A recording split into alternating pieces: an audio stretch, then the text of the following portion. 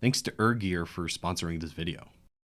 Google did something interesting with the Pixel 7 Pro. On the face of it, when looking at what this phone does, it's kind of the same thing as last year with just a few minor improvements. But even still, it has become one of my favorite Android phones of the year in the past few years. And after using it for just about a month, this is, I think, for most people, the Android phone to get. When I think the Pixel phone, there's really a few things that come to mind. First is the Google experience. This is something that is tailored by the company that makes Android and makes a lot of other accessories. And then the next biggest thing, maybe even the biggest, is the camera system. That has always been the selling point of the Pixel. And while over the last few years, other companies have definitely caught up, there's no doubt the Pixel camera is still at least very important to what the Pixel is. And for me, increasingly importantly, is not just this phone, but the Pixel ecosystem and what that means for your day-to-day life. Google focused a lot on the Tensor G2 inside of this phone that's powering everything. And while this is the second generation of that chip, I wouldn't say you're expecting, revolutionary changes here. This is just a year-over-year update, and that's perfectly fine. The first Tensor chip from last year, I think, was great. And really the best way to explain it, and it's kind of strange, is basically you just don't think about the processor even existing. It just does everything you want it to do when you want it to do it. And that's kind of the same thing with the G2. There's just minor improvements in pretty much everything that you do. Now for Google, a lot of the things the Pixel is, great at is those smart AI tasks. Things like transcription, translation, all of these real-time tasks that the processor is doing that kind of make your life easier for those particular tasks. I mean, they're great. They do work. I just don't find myself really using them all that often. Like I'm not someone that takes voice notes. I don't really need translation because everyone I know that speaks different languages also speaks English, or I speak those languages. So it's just not something I encounter very often. But when you try them, they do work. But what I find myself caring about more is not so much what the processor can give you, but what the processor is running, that Material You in Android 13. I have come to really love this, theme, this layout that Google has put together, and it makes the phone feel cohesive. It makes it feel like the software has been thought about with the hardware, and the more I use it, even since last year, the more I absolutely love it. And similarly with the processor, it integrates so seamlessly with the hardware that you forget the software is even there, and that is exactly what I'm looking for when it comes to using a phone.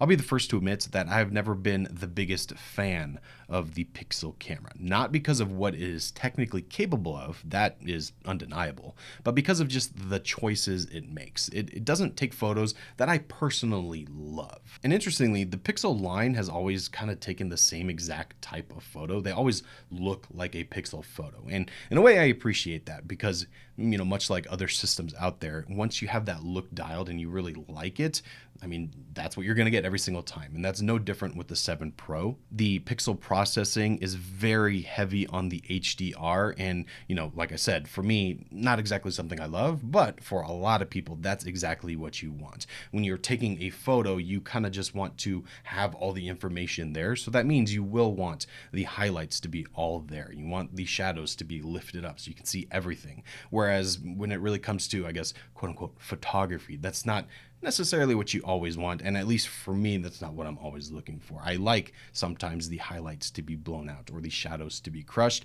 That's just a stylistic choice on my point. Nothing definitively right or wrong here. It's just what I like. But I think by now, if you've looked at Pixel photos, you've kind of determined whether you like it or not. And the Pixel 7 Pro takes photos with that same idea in mind, but what is different here is the actual hardware. Now, the main camera is the same as what we had last year, and I think it's a great shooter. I love having that more megapixels, the more detail. Even though it is been down to 12 megapixels, I still think the detail in these photos is by far one of the best you can get on the market. What I find myself coming back to time and time again, and it's almost the main camera I'm using on this phone, is the zoom. The 5x optical zoom on this camera, I think, is excellent. It's sharp, it has a ton of detail, and it actually gives you a really far reach. And all of that combined with some of the Google software to give you even more digital enhanced zoom, I think is just a winning combination. And it's where you see Google's expertise in this field come in with the actual hardware. And that's where I think, Google's a little special here. And after a month of using this, what I find interesting is that when I pick up this camera to use it, I really only use the main camera when it comes to documenting something. Like I just need a photo of it to have on my phone for reference or something like that. But when I actually want to take photos, like I want to be creative, I always find myself going into that zoom mode, and I just like it a lot. Real quick before I continue, I want to thank this video sponsor, ErGear, who sent over their latest standing desk. Now, standing desks are nothing new, but I think what ErGear is providing here is a few things. First is stability. This is a 55-inch desk that is powered by a motor. You can control the height with 3 custom settings that you can set wherever you'd like. It goes really low and really high, and you can set it anywhere in between.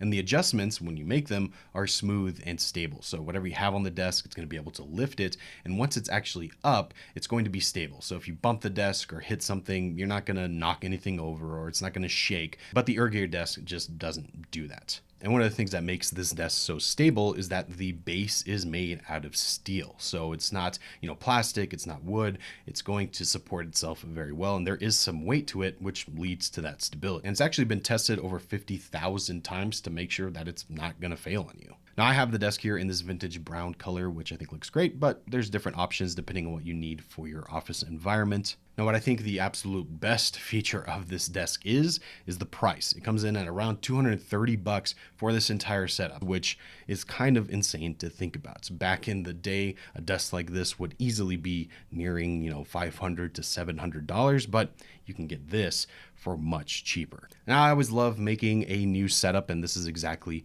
what I'm using this desk for. It's great for when I'm typing on my iPad, replying to emails, writing scripts, everything like that. I love having a standing desk for that, and this desk just fits perfectly with it. So if you want to learn more about this desk or pick one up for yourself, I'll leave everything you need to know, links down below in the description. Thanks to ErGear again for sponsoring this video. Now that's kind of the good of the camera, but for me, where it starts to not be so great is the video side of things. The features on paper are all there. It has excellent stabilization. You can record all the formats and resolutions that at least I want. And in really good daylight, the video does look good. But there just is this kind of digital look that you have with this camera when it comes to video that just makes it look like a phone. And it just makes me basically not use the camera for video at all. And going back to photos, kind of what I was talking about with the processing of these photos, the way the Pixel loves to really lean into the HDR, I had some weird experiences with that, with a ton of noise. For instance, this picture was in a semi-dark environment, but it was lit decently well, but it really wants to have those shadows in the picture in the corners, but those really should be black because those are very dark in real life, but it's pulling back so much that there's just a ton of noise, and it just looks plain bad. There's no way else to say it. Whereas I took this basically same exact photo with the iPhone and it handled it the way I would expect a phone to handle it. And that is really the reason why I don't like the stylistic choice of the camera, because again, it's not something wrong necessarily. Some people would like to have all that detail there, even if it is noisy. Personally, I just don't. But overall, with the camera system, even though it does have its faults and its quirks, just like every other phone out there, I actually find it enjoyable to use. The features that it does have built in make me want to pick it up to actually shoot photos. And that's something that the Pixel has always done for me. I mean, especially with starting with something like the Pixel 4, that was the first Pixel that made me just be like wowed by what a phone could do. I loved that camera, and it's only gotten better since then with better hardware, different camera sensors, and everything else that's built in. And I think Google is on the right track, even if it's not quite perfect, at least for me. There's a lot of other things to cover with this phone. Like the fingerprint sensor, I still think is not that great. The screen, though, is awesome and I love it. The new design with the polished aluminum on the Pro, I think is a knock out of the park. And I didn't think they could make last year's version look better, but they absolutely did. I love this, even though it is kind of scratched after a month of use. And the battery life is, I think, pretty good. I mean, it's not excellent. It's not the best phone in the world when it comes to battery life, but I can easily get through a day with not even thinking about it, which is really all I care about these days. So yeah, overall as a phone, I mean, it's pretty solid updates, even though it's, pretty iterative from last year, but there is a reason why I absolutely love this thing and why I keep gravitating towards it.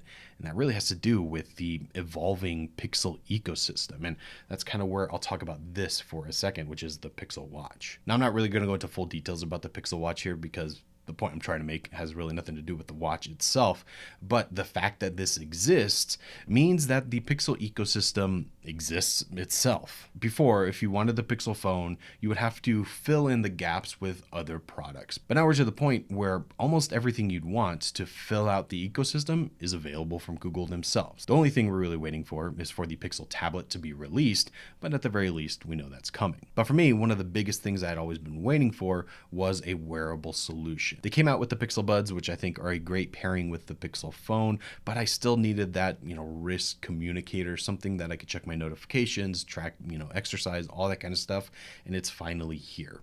Now, let's just say this is very much a first attempt and a kind of confusing attempt. Like, I would understand if this was 2014 and they were making their first smartwatch, so there'd be a lot of weird things here.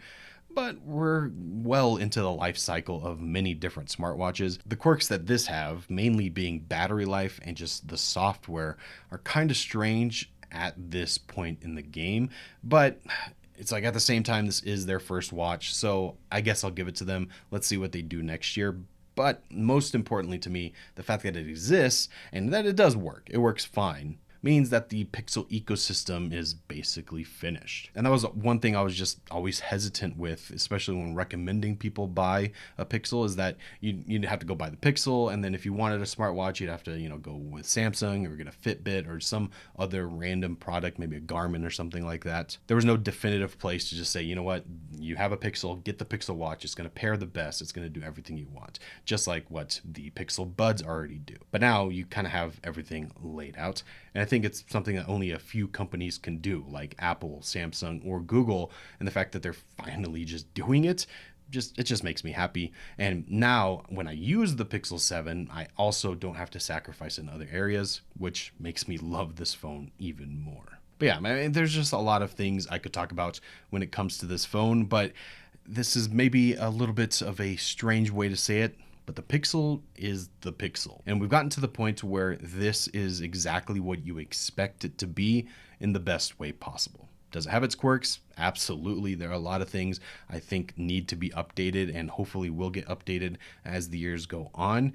But their kind of mini reboot that they did with the Pixel 6 Pro is on the right course. And if you had issues with that phone, Pixel 7 fixes a lot of them, and hopefully with the 8, the 9, and whatever comes after that, this is really going to be the definitive Android choice for, I think, pretty much everyone.